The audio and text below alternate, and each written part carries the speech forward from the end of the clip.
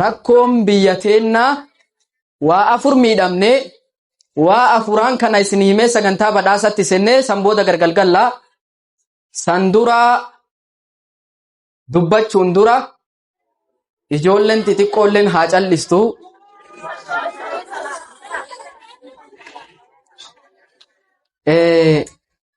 Qalbii tokko wal haa dhageeffannuu jechuu barbaadeeti. Ani nama yoo yaaman hafu ka yoo dhufu rafu hin barbaadu. Nam yoo yaaman hafu ka yoo dhufu rafu.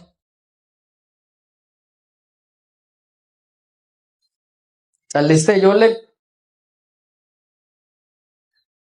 Eegi ijoolleen tun callistee rakkoo afur qabna. Ta diin irraa nu shaagaltee ta quraana uf dudduuba dhiisne jechu. Rakkoo afuraan tanaa furmaatii isii diinit deebuudha. Tokkoffaan maaltu harkaanu qaba yoo jettan hubbu duniyaa jaalal duniyaati. Lammaffaan siyaasa. Sadaffaan saayinsii. Afuraffaan gosummaa. Afuri.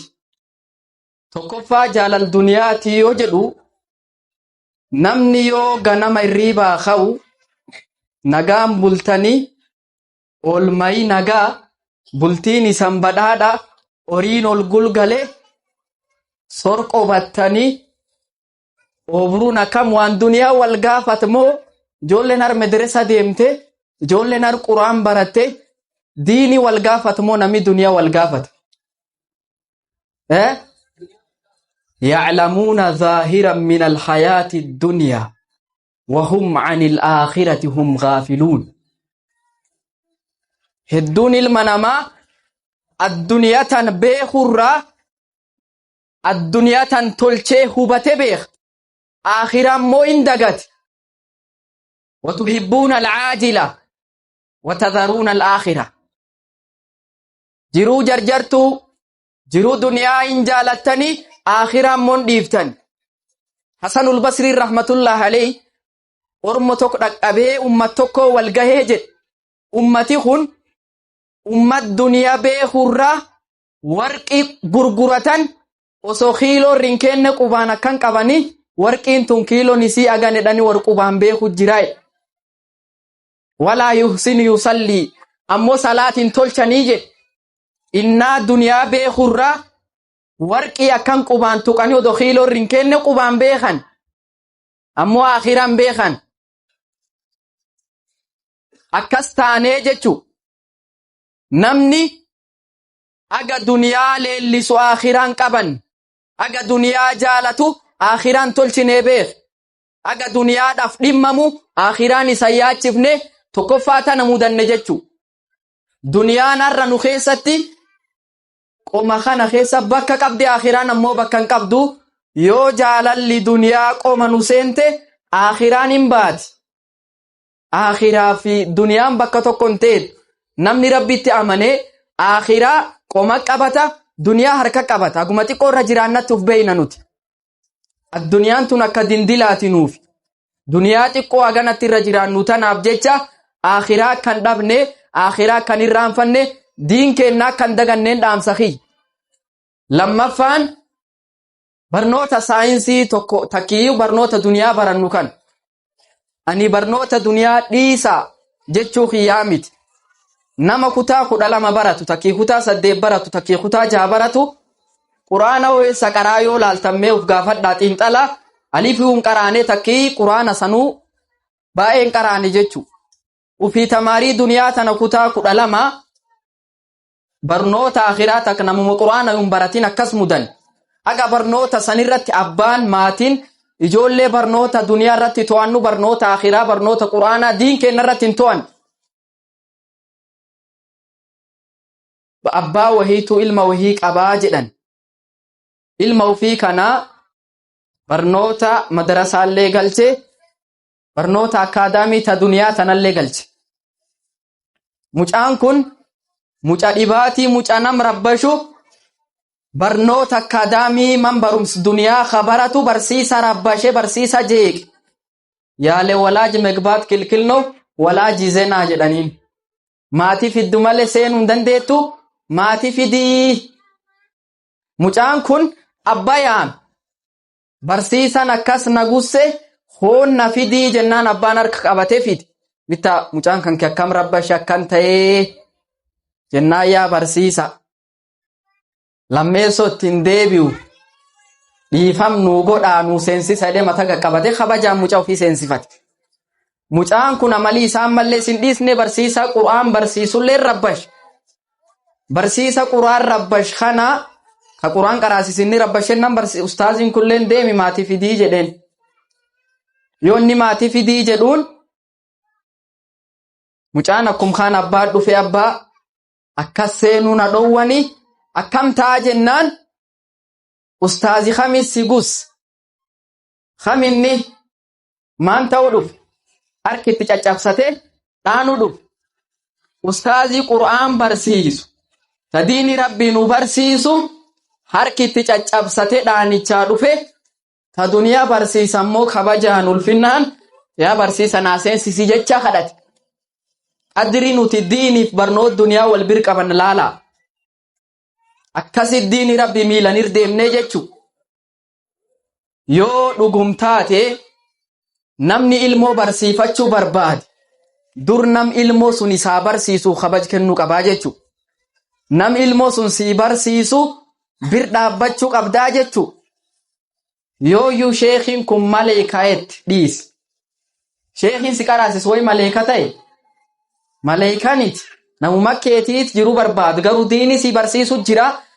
Sheekhi kanallee bir dhaabbadhu ustaazot bir dhaabbadhaa diini rabbii irratti ijoollee to'adhaan dhaamsiyyaa wanni nu mudanne ijoollee teen dhaga barnoot duniyaa irra jabeessuun taakhiraa irratti hin jabeessine tan mudan. Inni sadaffaa gosummaan nu jira. Gosummaan tunini nami isiin deemullee wallaalaa isiillee waa wallaalummaati.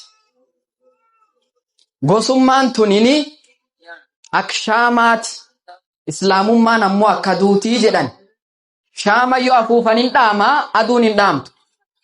Mattaa'oqaan kee goskan kee caala islaamummaadhaa jechu. Gosummaan nu arleellisnu kun garricha kun burjicha kun sulxichaa fi kun hin gabraa garri kun boorantichaa jennee nutu gosaan wal qoonnu kunin guyyaa firdi fuul rabbi guyyaa xurumbaan afuufamtiin baddii jedhan. Atmaan qarcabdu atoo awwattu atoo digalu maan jenne gosummaan akkasitti namuu gargar qaba.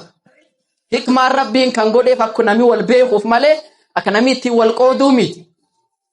Akka nu wal beennuuf akka saraa sanyii firaa fi xoomii namaan banneef akkas rabbiin godhe akka nami wal beekuuf hikmaan isaa. Malee gostaan ittaan caalaniif inna akramakum indallaahi atqaakum. Kabajamaan keessan rabbi biratti na sodaata namaatu rabbi biratti gati qaba. Garuu gosummaan tun guyyaa tokkiin baddii jedhan. فإذا نفخ في الصور فلا أنساب بينهم يومئذ ولا يتساءلون. guyyaa xurumbaan afuufamuu nasabni namaatu hin jiru yaa. Namni tiyyaan nabaasii qofa fiiga malee harganaa harifataa na bira darbe kun gosa kamii namni wal odeeffatu hin jiru jechu. Gosti asuma baddi jechu. Namni gosummaa tanaan deemu inni nu wallaalaan. Abaazarri Bilaal ibnu Rabaa gaaf tokko afaanii walib buhee wal dhaban. Abaazarriin kun dallane Bilaali gurraacha kanaan yabna ummi sawdaa yaa ilma haati gurraattii jedhe Bilaalin arrabse. Gosummaa isaatiin nasabi isaatiin gurraattenni isaatiin arrabse. Bilaal ibnu Rabaa itti dhagaamte. Akkam akkannaan jedha gadaasan firdiin guddichi nama jidduu jiru rasuula rabbiiti sallallahu alaihi wasallam. Yaa rasuulallah abaazarritu akkana naan jedhe na arrabse. Rasuuli rabbi sallallahu alaihi wasallam maal jedhaniin innaka mri'un fiika jaahiliya. Yaa abaazar ati nama anga ammaa jaahilummaan si keessa jirtu wallaalummaan si keessa jirtu wallaalummaan si keessaan baan arrii qab maanguddoon jaare diin irratti umriin dheeratte. Yaa rasuulallah arrii tiyya tana wallaalummaan na keessatti hafte. Yaa Bilaal dhiifama akkanumaan naan godhini boqoo tiyya dhukkee keessa sii ciibsisa milkeetiin kootu na gubbaa ejjadhii dhiifamii kan akkasiin sii godhama akkanan naan godhini jecha labciise Bilaal ibn Rabaahi san booda dhiisee ol kaasee dhiifama walii godhanii san booda ittiin deebine namni waan kanaan deemu akka wallaalaa ta'e rasuula rabbiititu lafa nuukaan sallallahu alayhi wasallam da'uuhaa fa innahaa natina dhiisaa gosummaan tun ina jooftii jedhan rasuulatu jedhe sallallahu alayhi wasallam gosummaan ni ajooftii jedhe nabi Muhammad sallallahu alayhi wasallam kanaaf namni nasabaa wal xiqqeessuu gosaa wal xiqqeessuu namni rabbitti amane tokko ka laa ilaaha illallah jedhe yoo nuti gosummaa wal qooduu dhabne gargar wal fo'uu dhabne tokko taanee wal qabanne biiteen nan jijjiiramtii jechu rabbi warratti beeku rabbi nu haa taasisu inni afuraffaa ammoo siyaasaa namni karaa hedduun fayyadamaa karaa hedduun laalaa social media haa ta'u reediyoo caqafatullee haa ta'u arra addunyaan zeenaa maal keessa oolte jedhee wanni namni walii laalu wama duniyaati wama siyaasaati